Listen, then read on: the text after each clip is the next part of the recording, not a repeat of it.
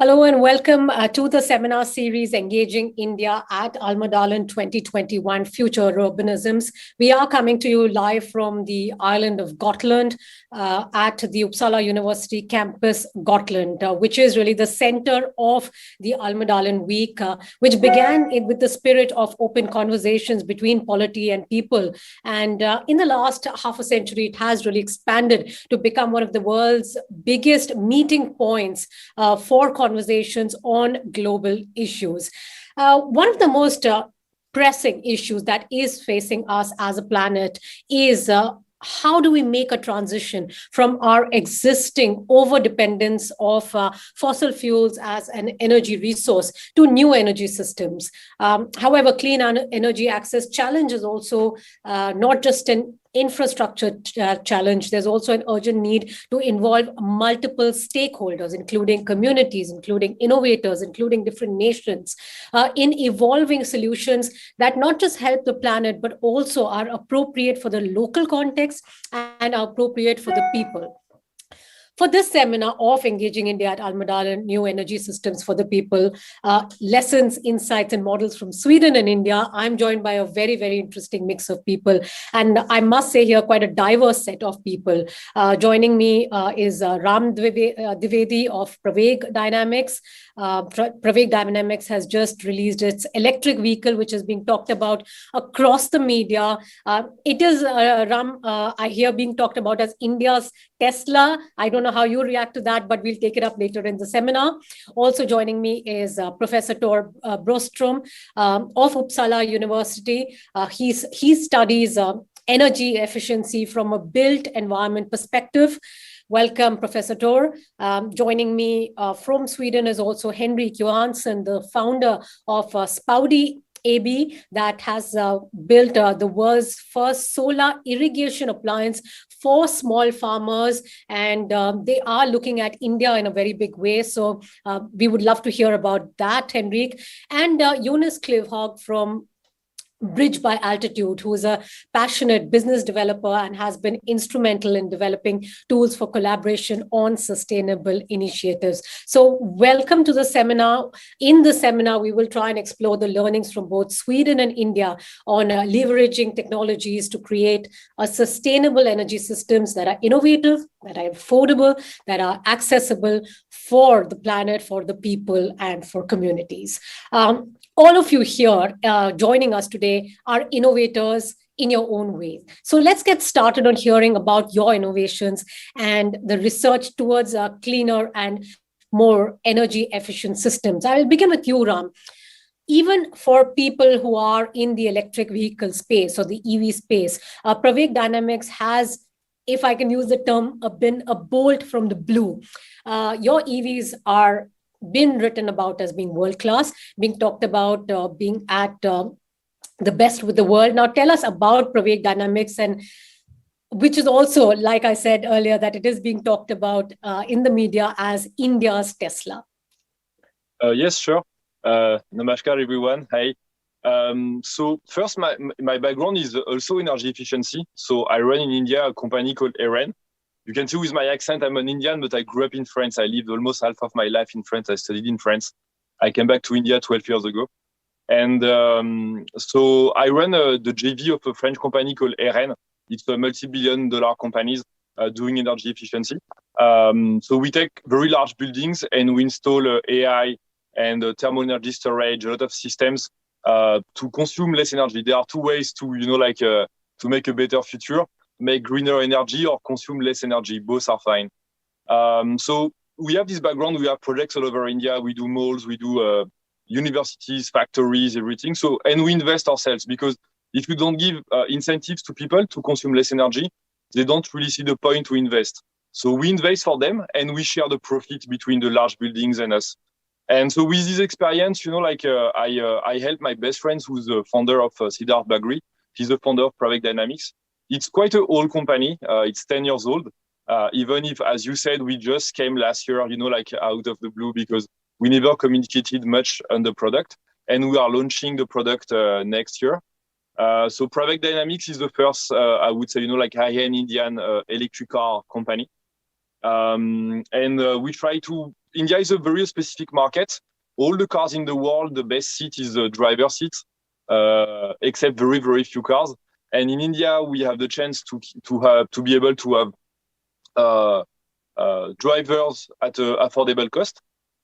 So in our car, the value is behind.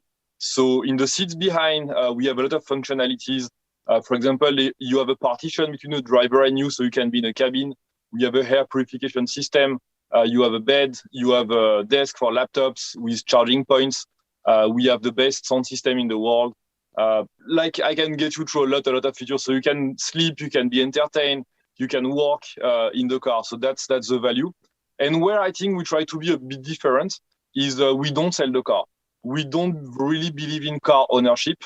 And a car in India is used 4 to 5% max of its lifetime.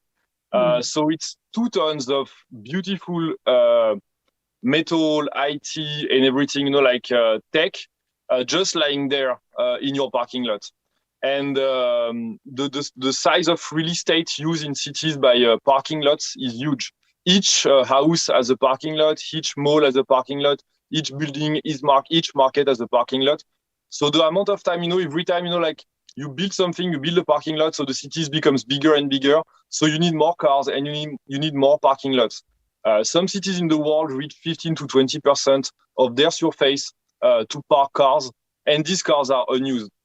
So we want to leave a little bit the car ownership, and so we won't sell cars. We'll service them only, meaning as a corporate, you can use them, you can pay every month and use our cars, or you can access them through multiple apps or services for, like on-demand vehicles. And also with that, we don't have showrooms, we don't have marketing and everything. So it's a different model. Right, and we'll hear more about that. And I did see what you all had on digital, and I saw in I think it was on your Instagram tag that it said that it's an energy company. I'm going to ask you more on that in a bit. But coming to Henrik, Spoudi has been on a very interesting journey, Henrik, and it is a very interesting domain in the fact that you have a lot of interest. Particularly among small farmers in India. This is a Swedish company looking very, very strongly at India. It seeks to provide solar water pumps for small and marginal farmers. Now, how did you get to where you are today, and where do you see Spoudi going? Okay, thank you, Rupali. Well, we are, as you said, we are on an interesting journey, being able to travel that much during the last 18 months. But still, we are, as you said, focusing on small scale farming. And let me put some numbers into the game so that we understand the perhaps importance of focusing on the target group that we are focusing on. There are about 500 million so-called small scale farmers or 1 acre farmers in the world globally. This group of farmers produce about 70% of all the food that we consume globally. Unfortunately, this group of people are not growing. They are becoming less. And the reason for that is there is no future for small family farmers working in remote areas where there is no, where the access of water has been limited during the years. They are not profitable. They are working the whole family in the farms. Women are using the whole day out irrigating manually or using diesel pumps and extracting much more water than that is needed because they are working with old technology like flooding, etc. So that is the situation. When talking about this group, and they are together producing 70% of the food that we all actually consume, people are not, well, they don't understand. Is that the correct number? Is that so? And it's the case. It's exactly like this. And this group of people, as I said, they are having a tough time. So they quit their job and move into cities to become food consumers. And the total population in the world, as you know, is growing and growing rapidly. So something needs to be done for this group of people. And that's where we comes in. SPAUDI is short for solar powered water distribution. And that is exactly what we are doing. And there are lots of initiatives going on in the world. People say that there are initiatives going on in the world for this group of people. But even though if there is initiatives, I can't understand why there are still so many people having tough times to get their, let's say, the business together. They quit and they leave. Of course, they leave if there's no water available, then you can't do any farming. So what we have been doing, we have been focused on this from our engineering perspective to see, okay, what's missing? Obviously, there's some which should not have this situation in the world. And we can see there are lots of things missing. First of all, knowledge. Knowledge about how to provide technology. That is one thing. But also knowledge how to transfer, how technology should be used. But most important, knowledge about the total financial ecosystem. You will not get anyone to do anything that they are not comfortable with if they don't see an upside for themselves. And talking about sustainability and switching from diesel pumps, for example, to an electrical or solar water powered pump will not make any difference for the end user if there is not much more money into the pocket. So that is the goal for us, to provide a technology that will make ends meet for this group of people. At the same time, saving the world from pollutions. If we can provide a solution that is entirely round on solar energy, and a solution that is robust enough to be able to provide the right volume of water that is needed, but not more than what is needed, and could be powered to a micro-irrigation system and installed in an extreme environment where it's extreme hot, it could be dusty, etc., etc., then I see that there is a big chance for this group of people in the future. And that is where our focus is. And being in India, just to conclude this, everybody said, the first time I went to India, they said, well, seeing is believing. You need to be out in the market. You need to present best practice solutions. It's not about marketing. It's about visibility, to be there out in the ground, showing one person in a village that changed to this, and you will be able to save 80% of your water. Saying that, nobody believes you. If you say that and show it, and they understand, I will have enough of water to generate the second harvest and the third harvest, and the cost of production is zero, then the rumor will be spread. And that is exactly the method that we are working on and working with for the Indian market. So that was just a short introduction about who we are and why we are. Thank you, Rupali. Thanks, Henrik. And your seeing is believing is something I'm going to take up later on in our discussion as well. Coming now to Professor Tor, you worked extensively on climate change and on sustainability. And efficient energy systems. Now, your own expertise in recent years has been on Indo-climate change. Can you tell us a little bit about your work and how it relates to energy efficiency, Professor Tor? Thank you, Rupali, and thank you for inviting me to this seminar. Just a short introduction to myself, just to put things in a context. I'm an engineer by training, and actually in 1981, I traveled all over India to study research on solar energy. And then by chance, I started working with energy efficiency, indoor climate and climate change adaptation in historic buildings. And I'm going to take a few minutes to try to explain how my rather narrow field of research relates to a much larger societal issue, which is the need for renovation of the existing building stock. So also part of the background, I'd like to mention that the island of Gotland, where Almedalsveckan takes place, has been named a pilot project by the Swedish government for a 100% renewable energy system. So of course that is really an exciting prospect, not only from a researcher's point of view, but also, you know, from a practical and ecological and sustainability perspective.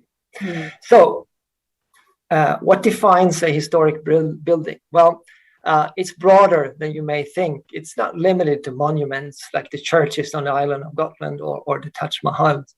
My rather pragmatic definition is that we're talking of buildings that have values and technical properties, which means that solutions for modern solutions and methods for modern buildings are not automatically applicable. Just consider the buildings of the 20th century, the early 20th century. People my age grew up with these rather mundane buildings, not thinking that they may be the heritage of our children and grandchildren. So we need to think, you know, about future generations and not only about ourselves. And the challenge that drives our research is that we're dealing with a trade-off between different aspects of sustainability. On the one hand, society needs to reduce the energy demand in the building sector. On the other hand, we want to preserve these buildings for future generations. These objectives don't always work well together, and sometimes you need to find compromises, and sometimes there are conflicts. If you look at the picture that I have in my background, this is the view from Almedalen. You see the roofscape of Visby, a medieval town, and just think about what would happen if we replaced all the windows with modern energy-efficient windows, if we would put solar cells on the roofs, or we added exterior insulation to the facades of the medieval buildings. I think most people would be disturbed by this, and many people would certainly object. So the challenge of my research is about finding ways to balance these different societal demands or these different aspects of sustainability.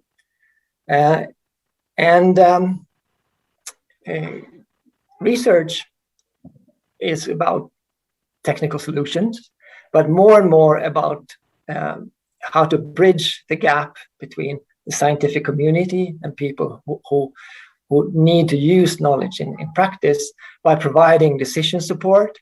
And one of our last areas of research that we have moved into is about the legislation in building conservation and energy conservation and how they interact. Now, this may seem as a very limited and even esoteric topic of research, but it addresses a very critical societal challenge. The building sector accounts for 40% of societal energy use in Europe. And today we know very well how to build extremely energy efficient buildings, even buildings that produce more energy than they use over a year. But in order to reach the climate goals, we need to address the existing building stock. How can we renovate these buildings in order for them to meet contemporary demands and conditions? And of course, climate change is the main driver in two ways. First of all, we need to reduce energy demand globally by improving the buildings. But secondly, climate change also causes new challenges for the buildings, typically an increased demand for cooling and therefore an increased energy demand. Right, that's interesting, and we're going to look to we're going to also look to tie up on how we can connect the dots from innovators, from the academia, from orchestrators. So let me bring in Jonas at this point of time. Jonas, you are the CEO of an organization that seeks to bring together science, technology, societal groups to tackle sustainability issues, to tackle issues of climate change. Many also believe that what we end up producing, consuming, and distributing, and how we do it will be at the core, really, of achieving long-term sustainability. What is your, I beg your pardon, what is your perspective, especially that you have been at the forefront of orchestrating these efforts? Thank you so much for having me, Rupali, in this very interesting seminar, and it's a privilege to be part of this diverse panel. Yes, the bridge was originally founded to transfer technology, or to connect the science and technology created in the southern parts of Sweden around the very powerful material research facilities, ESS and MAX4, to connect that science with business and societal development in the world, and push humanity forwards towards the Sustainable Development Goals. The perspective here from this point of view is that technology and science may be ever so clever and ever so efficient and ever so smart and sustainable, but unless it actually connects with the people that are going to use it, with the contexts in which they're going to work, with the business models that are existing locally, it will never, no marketing in the world will remedy that. So we have, well, as implied in our name, we are trying to bridge exactly that gap by forming collaboration. And I think collaboration is and perhaps an overused word, and it's so obvious, but it's still so very hard to achieve and to understand. So we have narrowed it down. And I think this is a perspective that needs to be taken quite a lot, rather than, and we are so used to in our world today to think in industrial logic, whereas something needs to scale and be big enough to actually prevail. But we believe that, and we see more and more evidence that the future is actually built from the bottom up and on distributed solutions. I think we've seen or heard two really good examples here today, that both Praveg and Spaudi are excellent examples of how access to these highly sustainable and modern technologies are distributed, or it's actually accessible for the many people with a much lower threshold. And that's a perspective we'd like to take. We tend to build on two principles in the bridge, where we both are very careful when we frame and quantify the challenge, so that we don't go after the challenge of supplying India with water or solving the water issue of the world, but rather to spread solar electricity to 20% of the households in the rural areas of Karnataka, for instance, to really be specific about what the challenge is about, and also in a time perspective. And then the other principle is to make use of all relevant stakeholders, all the stakeholders that form around that specifically shaped or framed challenge should be involved, because their incentives, their skills, their drives, their motivations for making this happen is of value when it comes to making it happen. We tend to sometimes describe it as writing theater play. When Shakespeare wrote Romeo and Juliet, he had to figure out obviously he had to be quite clear on the play he wanted to write, that he was supposed to write the best love tragedy known to mankind. But once he had realized that he wanted to do that, that's the challenge, then a couple of characters turned up. Romeo, obviously, and Juliet, obviously, and then the Capulets, the families, and the apothecary, and the Hotspurs in the background. So before writing the play, he had to get to know the characters, what made them tick, what made them engage, and what prevented them from engaging? What stopped them in their tracks? And what specific skills did they bring to the play? So in order to write the play, you need to know the characters. Once he did know them, however, he could probably have written Romeo and Juliet in a dozen of ways, and it would still be remembered as the best love tragedy known to mankind. So those are the perspectives that we try to bring on these issues, whether it's clean water, whether it's energy, whether it's mobility or health in the world.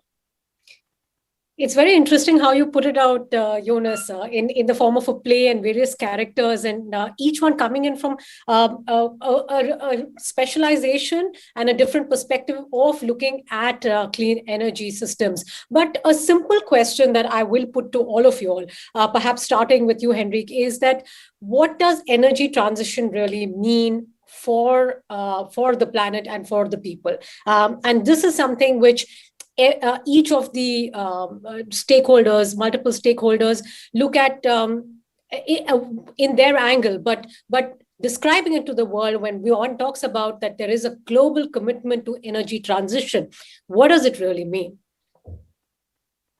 Well, it's all about knowing the fact, first of all. As I mentioned already, a significant part of the food that we consume are produced by a very, let's say, marginal group of people. And they, in return, trying to get a little bit better situation. So they have invested in technologies, and most of them that can afford technology have been investing in diesel pumps. So there are millions of hundreds of millions diesel pumps out in the world. And they put a very negative footprint on the global, let's say, total volume of emissions. And on top of that, we are talking about sustainable food production. So how can we go there and get these farmers to get rid of their tool that they need to survive? Well, of course, we need to come with an offer to this community so they will see some light in the tunnel. And the only thing that will be a word that they will listen to is a better income. So if we can go there and say, okay, you are spending about $350 per year just to buy diesel.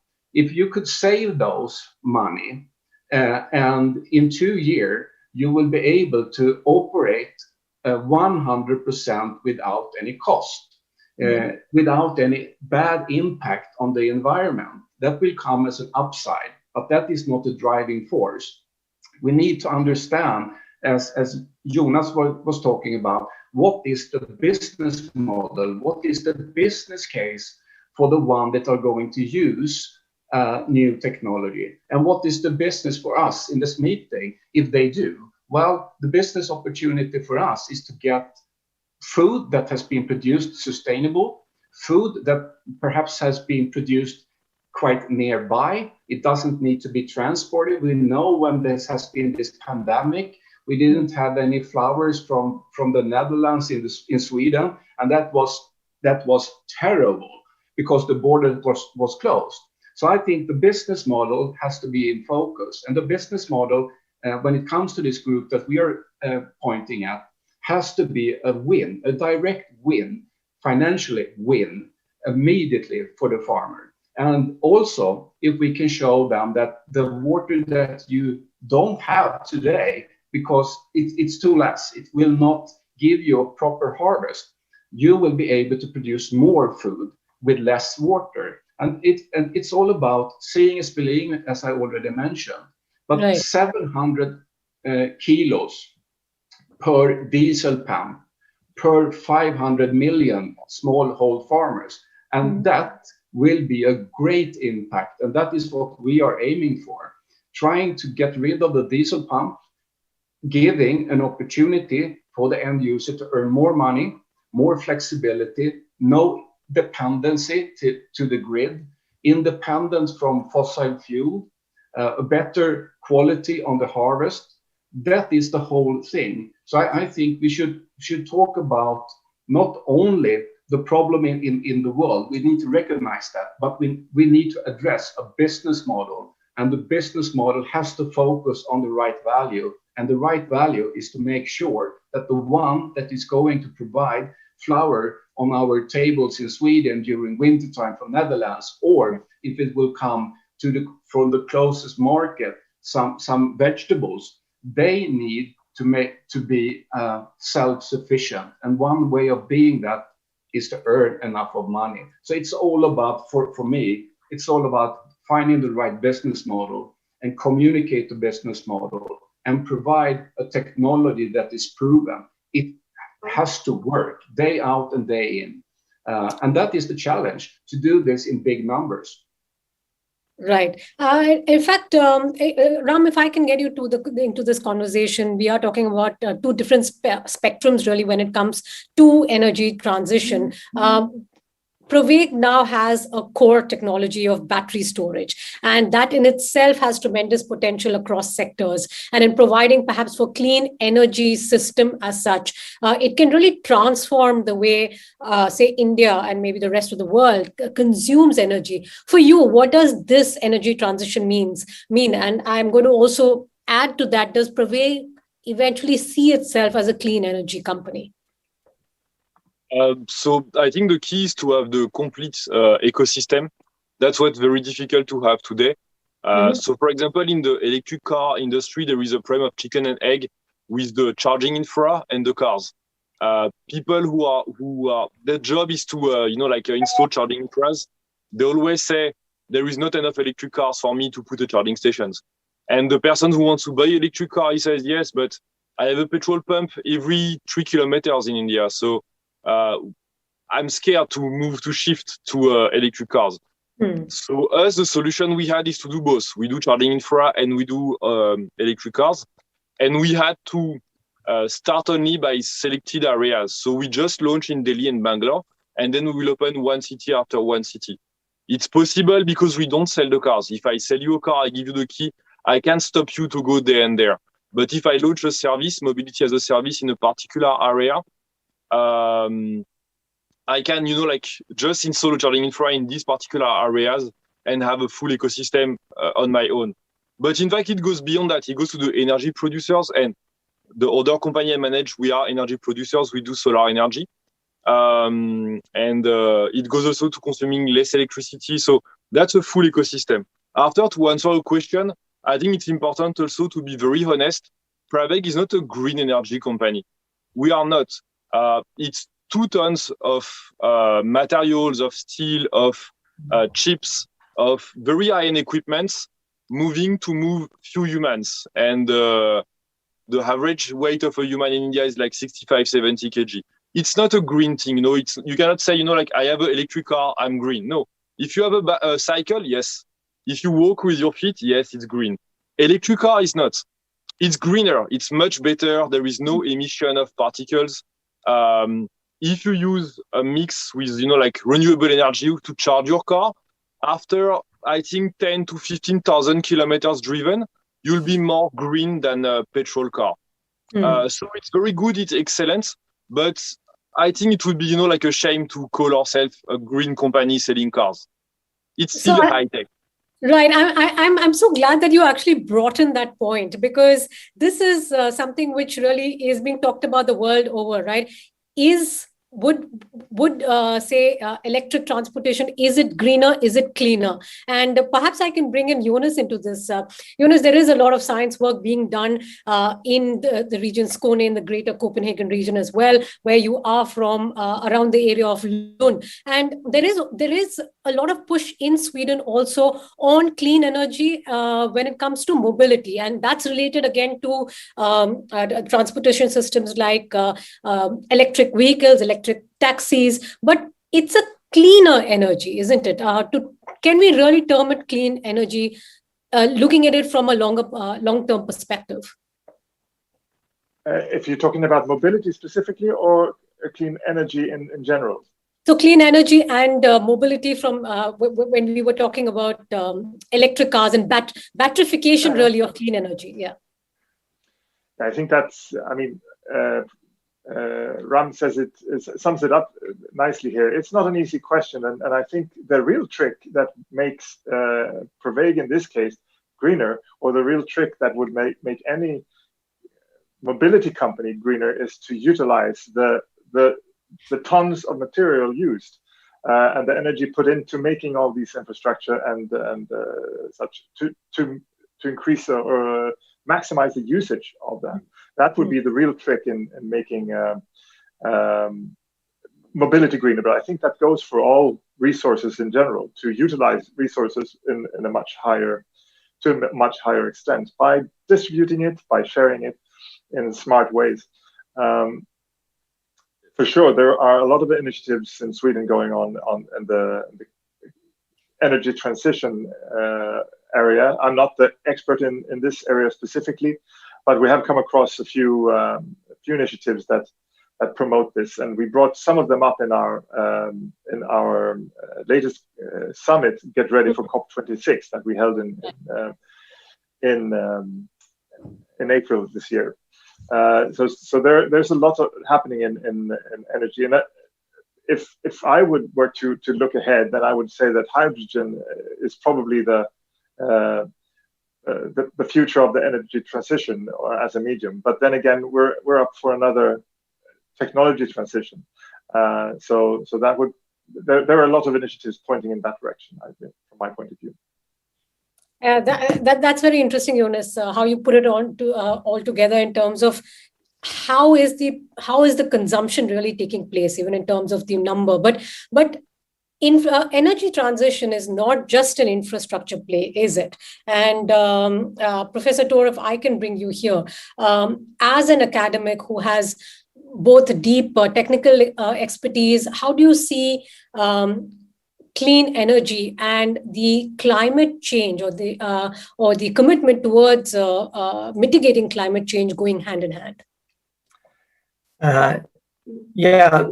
These issues come together around buildings. First of all, I think the cleanest energy is the energy that's not used. So we need to keep looking on the potential for improving energy efficiency, not only in buildings, but in all parts of society.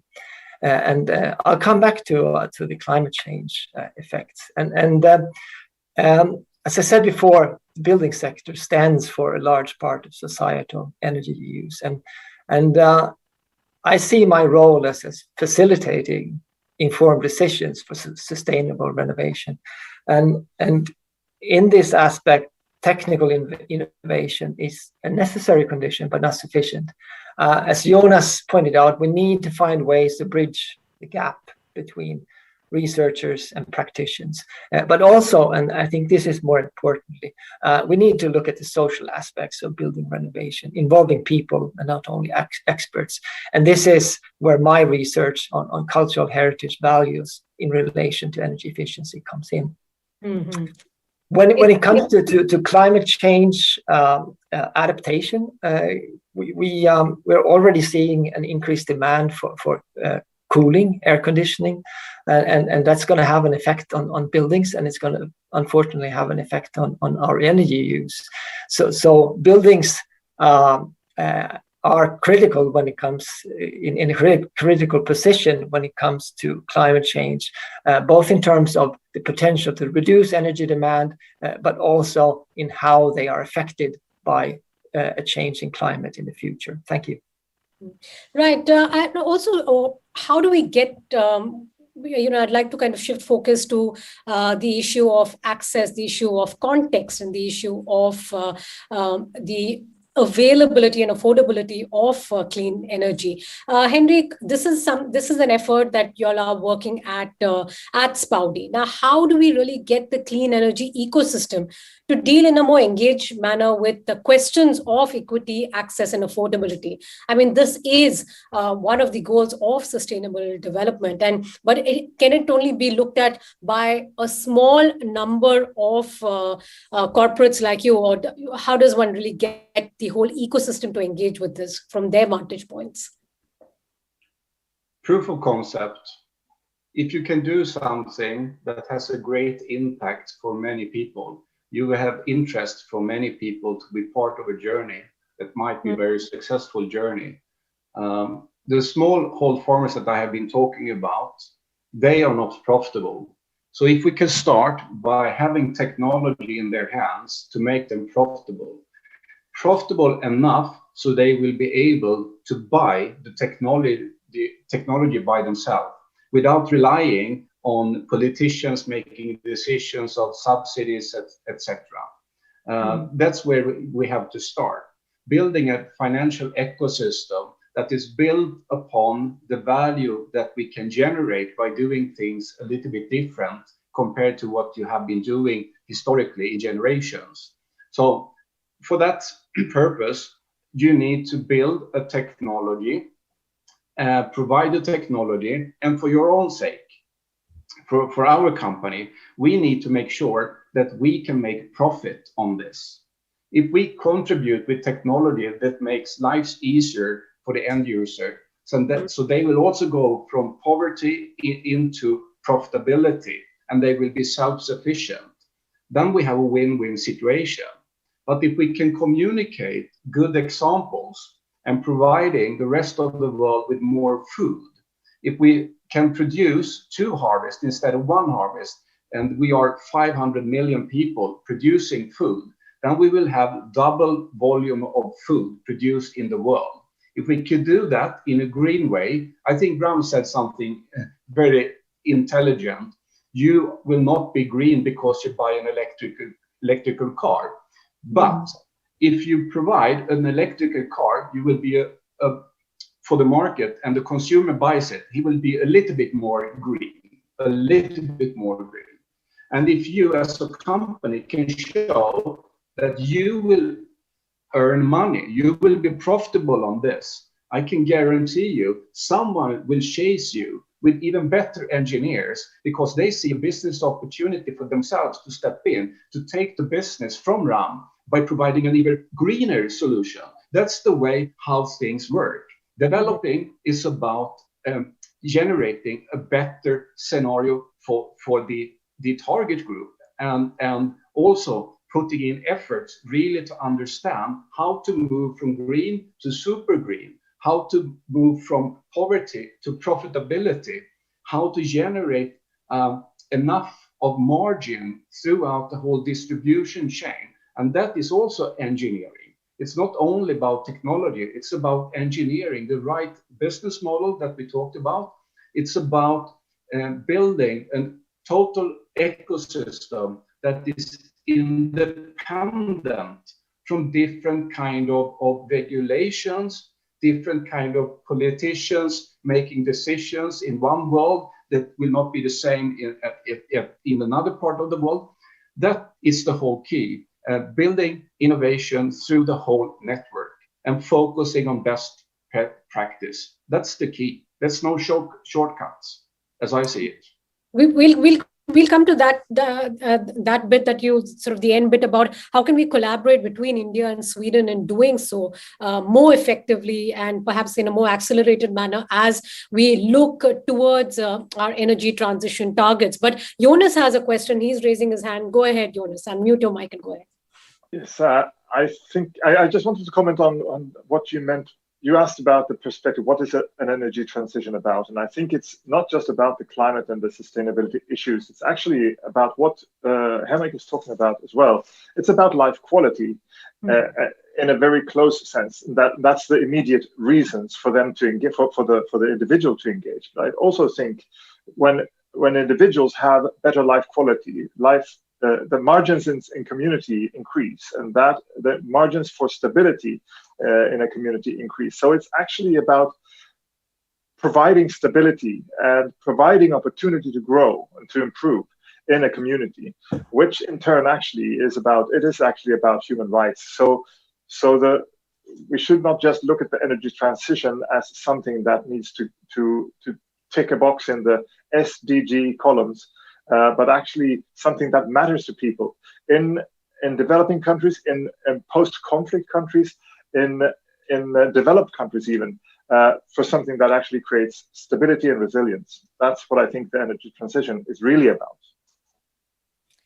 And this also brings us to the point of context, right? When one talks about clean or cleaner energies, it's also about how much access do people already have, and are we looking at then a clean energy from a per capita basis, or are we looking at it from, say, a national basis, a per nation basis? So then one comes into, how do you really measure what is clean energy and sort of what is efficient energy? But coming to collaborations, Ram, how important is collaboration, especially with the academic ecosystem in India and other countries? In many ways, Pravek is as much as an EV company as it is a representative also of a new India that's focused on innovation and is focused on at-scale solutions. It's a tough question. So I like academy. I'm a teacher, I'm a professor, but I teach geopolitics. I don't teach anything related to energy. Right. So I think the new generation first is much more understand much more this kind of problematics. There is a generation gap for sure in this kind of challenges, I would say, and that's great. After that, between Sweden and India, it's very different countries. Both have one thing in common. If you look at the COP21, the Paris Agreement, in terms of targets, the first country in the world is Sweden, and India is the seventh. Which for very large countries, it's quite amazing. Many people don't know, but the population of India is not growing, which is very good. So we reached this year 2.0 kids per woman in India. Sweden is at 1.75. So the population of Sweden is declining, and the population of India is starting to decline slowly. In this century, it will decline quite a lot. But the main difference is Sweden is a mature country. So basically, you can see behind you, everything has been built. You have the roads, you have the airports, everything is there. It's fine. So now you can start to optimize. India is very different because every year, for the last 20 years, whatever political parties in power, whatever, like the economic situation is, there is roughly 30 million people entering a middle class, even if it's not the exact same middle class as Switzerland. For India, it's a middle class. People who consume, they have access to AC, they have access to a vehicle, they have access to traveling and everything. So every year you move people who don't consume a lot. I'm from Uttar Pradesh. The lifestyle here is very simple. People live in villages, in small cities. But every year, millions and millions of people. And this amount of people is more than the population of Sweden itself every year start to consume. So it's a very, very different kind of challenges we are facing in India. And you can say to these people, no, you can't consume, you can't, they have a TV now. Everyone has a 4G phone in India. Everyone can see how the rest of the world live. And they want to have this lifestyle. So it's very difficult for them. You need to live differently. On top of that, India, it's an offset country like China. A lot of things in the carbon, footprint of India are not for India. They are for foreign countries. India is the manufacturer of vaccines in the world right now, exporting vaccines all over the world. So it has a cost. It has an ecological cost for us and for the rest. But we are, we have the liability, we have the responsibility of this pollution. Even if it's not for us at the end. We have a benefit from it, a financial benefit, because we export these goods and services. India has huge servers. We don't talk about how much energy is consumed by that data centers. But that's the difference. So I think what we can learn from Sweden is what Sweden achieved as a small model, because I think what's great with Sweden is a small country. So everything that has been made recently is quite interesting. And we work with a lot of Swedish companies in Praveg. We work, and they are our neighbors. We work with Autoliv, for example, in the car industry, who optimize a lot of things. And they have an incredible modelization facility in Bangalore. And we are next to them in Bangalore, like a few hundred meters from them. But the challenges are quite different. And I think also Sweden can learn from few stuff from India also. At scale, like the way we can make things at scale and very, very fast. That's interesting. And there is also one last thing I would like to mention is a lot of people think that in India we have something called Jugaad. I don't know if I'm sure you know what it means, but many people are like quite entertained by Jugaad. Jugaad means to have a fix, to have a workaround, to do things, like in a bit of a cheap way with limited resources. But it's nice, like you use a motorcycle to pump water in a village, or it's that these kind of things. And many people in the West think that it's cool, like to do Jugaad because it's a bit shady, it's a bit fun. But I'm against Jugaad. I think we should stop to use that. The generation of my father, why not? But today, you can't, like organize a country at scale, have a vision, everything, with just some workarounds. It's not sustainable at all. You need, a real plan for urbanization, real plan for innovation, real plan for education at scale. India is too big to do Jugaad. Yes, and in many of the fields of innovation, it is really heartening to see that we are moving beyond being known as the Jugaad country that looks at quick fixes. So I think it's interesting to see how that is happening. We were in the earlier seminar speaking to one of the advisors of Avishkar Hyperloop, and he brought in the same thing that we can't be only looked at as a frugal engineering, frugal energy nation.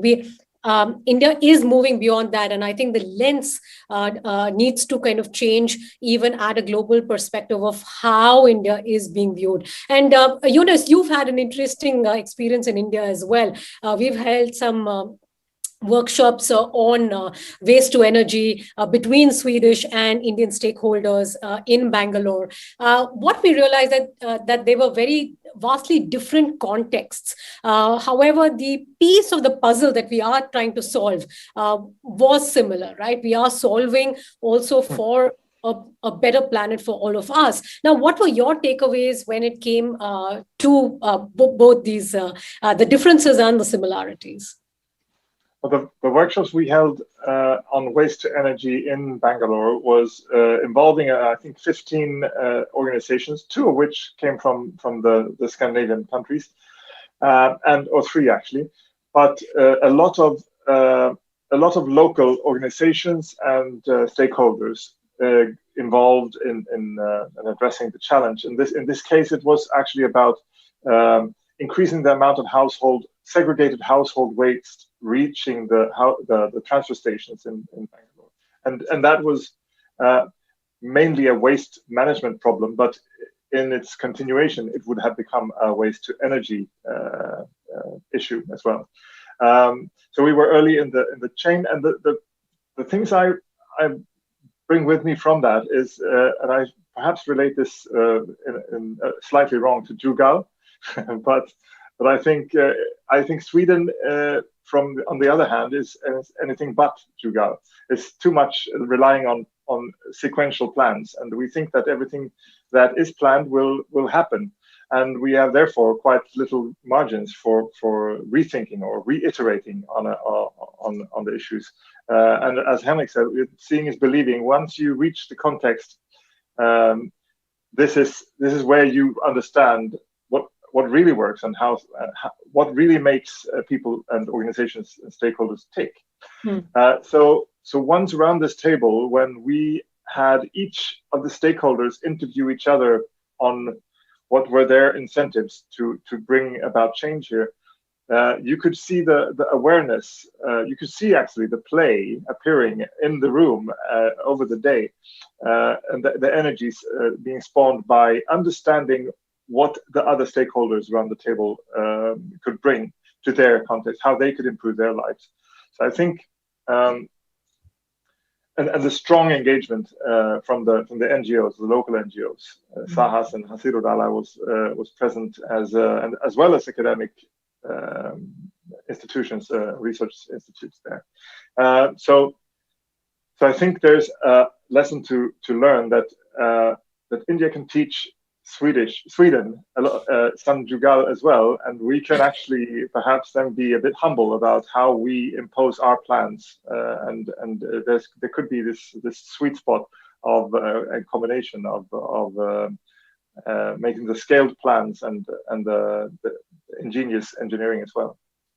Some sort of a middle ground between both these different spectrums, really, when it comes to innovation.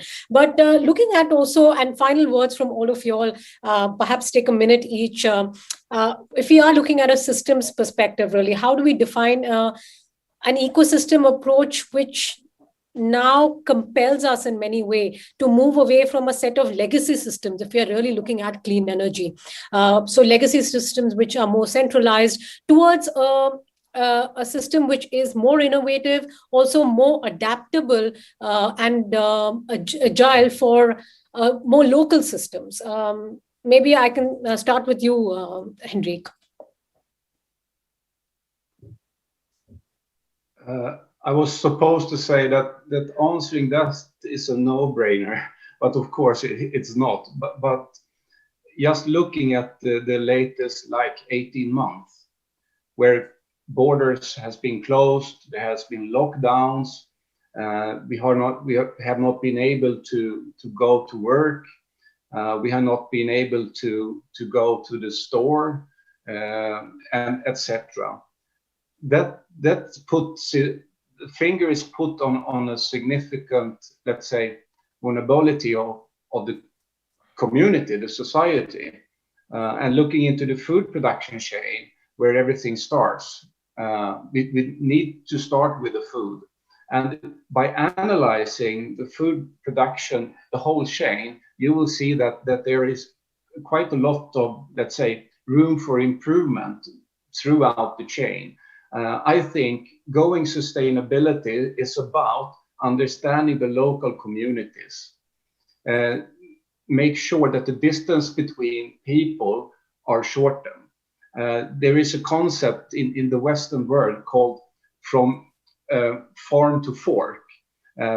For example, in Sweden, where restaurants are growing their own vegetables that are served in the restaurant on the menu.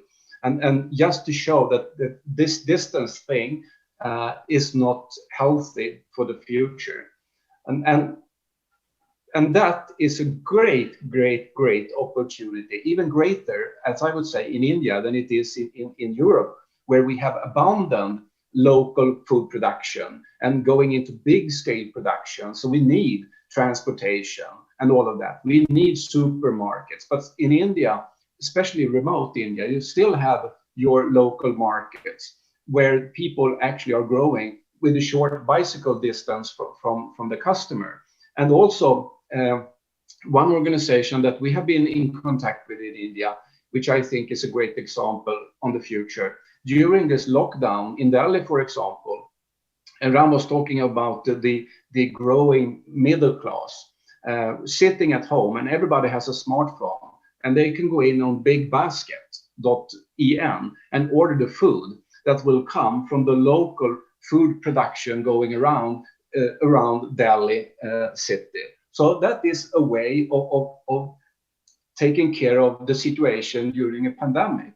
But for me, that is something that will be the future. You can buy your food from home and you know it will be transported the very shortest distance. And if we can add on a sustainable food production on top of that, perhaps this company, Big Basket, they could say to their customers, we can guarantee that this has been, this is organic food. This is a production that takes care of the future for the kids. No emission. We are saving water. Then Big Basket will have a greater business opportunity compared to their competitors that are buying vegetables from other kind of producers. So I think the whole ecosystems needs to be analyzed. We need to understand it, and we need to put in great example and communicate the greatness in achieving things that also is better for the society and for the environment. So again, repeating myself, seeing is believing, proof of concept, and building trust.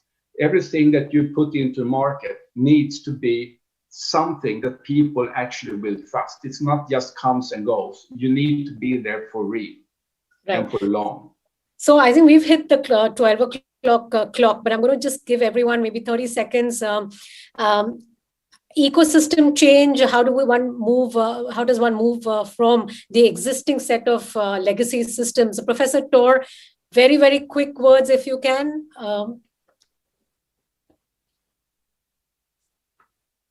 You're on mute, Professor. We had an energy crisis in the mid-1970s, and all over the world we achieved a tremendous change. And I think we could do it again, but we need the same sense of urgency that we had at that time. Thank you. Ram, final words? Yes, one small thing is we live in a world where the governments are very powerful. And it's great that they take a stand here by, for example, you forbid to throw bad products in a river. That's fine. I'm happy with the government does that. But we can't grow all our businesses with subsidies. And I think today a lot of people are relying only on that. And it creates very weird situations where you end up doing not green stuff at all. And it's very important, like if the government give it, like it's fine, take it, it's great. But it should not be, like the way it works. And making things, like people who do things for free, everything, it's fine, but people do it on their free time. So I think it's the main thing to change is the way capitalism works. And I'm sure we can still make, like a profit, still, grow businesses, making the world more green. And Jonas, coming to you, final words on legacy systems. How does one sort of move to perhaps a different ecosystem? I think sustainable energy solutions are distributed, easily distributed, like sun and wind, obviously. And that means that the future of the transition lies in community-based organizations doing this in a scaled and planned manner, obviously, governed by the nations or the regions. Right. So thank you so much for joining us. We've overshot time by 2 minutes, but Professor Tor, Ram, Henrik, and Jonas, it has been a very, very engaging debate. Very different perspectives in terms of the vantage points that you all come with and your specializations. But that's the whole idea of getting people from multidisciplinary approach together under one platform. So thanks a lot for joining us. Goodbye. Thank you. Thank you. Namaskar.